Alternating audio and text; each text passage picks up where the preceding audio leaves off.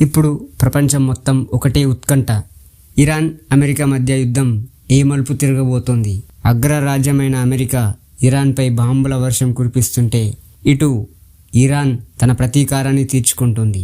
Dubai, Kuwait వంటి దేశాల్లో ఉన్న మన వాళ్ళు భయంతో వణికిపోతున్నారు. అసలు Iran supreme leader Ayatollah Ali Khamenei చనిపోయారా? పాకిస్తాన్పై దాడులు ఎందుకు జరుగుతున్నాయి? ఇతర దేశాలపై కూడా దాడులు ఎందుకు జరుగుతున్నాయి? ఈ యుద్ధం ఇంకా ఎన్ని రోజులు సాగుతుంది? ప్రతి ఒక్క పాయింట్ని ఈ వీడియోలో వివరంగా చెప్తాను. స్కిప్ చేయకుండా చూడండి. యుద్ధ భూమిలో ఏం జరుగుతుంది? ప్రస్తుతానికి అందుతున్న సమాచారం ప్రకారం అమెరికా తన అత్యాధునిక యుద్ధ విమానాలతో ఇరాన్లోని సైనిక కేంద్రాలను లక్ష్యంగా చేసుకుంది. ఇరాన్ కూడా వెనక్కి తగ్గకుండా ఇరాక్, సిరియాలో ఉన్న అమెరికా స్థావరాలపై దాడులు చేస్తోంది. డొనాల్డ్ ట్రంప్ ఒకటే మాట మీద ఉన్నారు, ఇరాన్ లొంగిపోవాలి. ఒకవేళ లొంగిపోతే ఆ దేశానికి మంచి భవిష్యత్తు ఇస్తామని, లేదంటే ఈ విధ్వంసం ఆపమని హెచ్చరిస్తున్నారు. ఇది కేవలం దేశాల మధ్య గొడవ కాదు, ప్రపంచ శాంతికే ముప్పుగా మారుతోంది. చాలా మందికి ఉన్న అతిపెద్ద డౌట్, ఖమేనీ బ్రతికే ఉన్నారా? ఫిబ్రవరి 28న జరిగిన దాడుల్లో ఆయన మరణించారని అంతర్జాతీయ మీడియా సంస్థలు పేర్కొన్నాయి. భారత విదేశాంగ శాఖ కూడా తన సంతాపం తెలిపిందంటే పరిస్థితి అర్థం చేసుకోవచ్చు.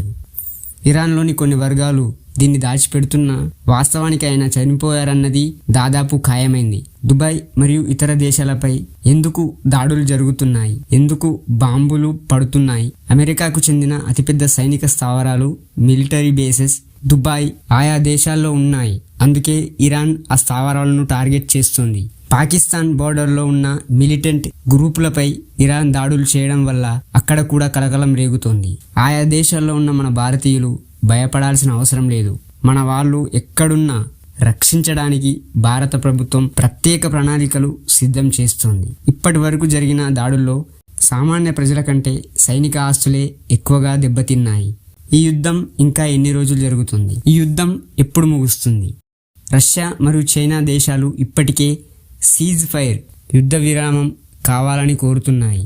యుద్ధం ఇలాగే కొనసాగితే ప్రపంచవ్యాప్తంగా నిత్యావసరాల ధరలు పెరిగి సామాన్యుడికి భారం కానున్నాయి. అందుకే ప్రపంచ దేశాలన్నీ చర్చల ద్వారా ఈ గొడవను ఆపడానికి ప్రయత్నిస్తున్నాయి. బహుశా మరో వారంలో ఒక క్లారిటీ వచ్చే అవకాశం ఉంది.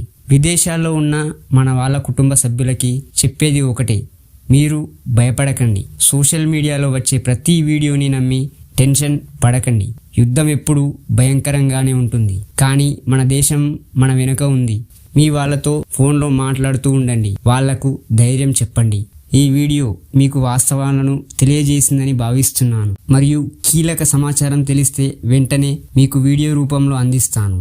అంతవరకు సెలవు. జై హింద్.